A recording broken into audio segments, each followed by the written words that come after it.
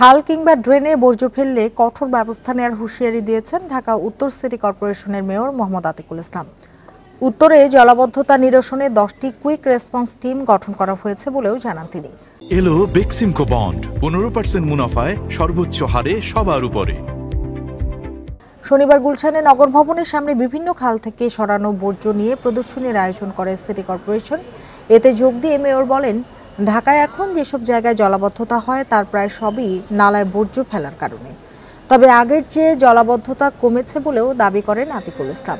কোথাও বৃষ্টির পানি তুলনামূলক বেশিক্ষণ আটকে থাকলে সিটি কর্পোরেশনের হটলাইন নম্বরে যোগাযোগ করতে বলেছেন মেয়র। আমরা যেন খালে, লেকে এবং বিশেষ করে আমাদের যে স্ট্রম ড্রেন যেটা আছে, স্ট্রম ড্রেনে কোনো ধরনের ময়লা না ফেলি।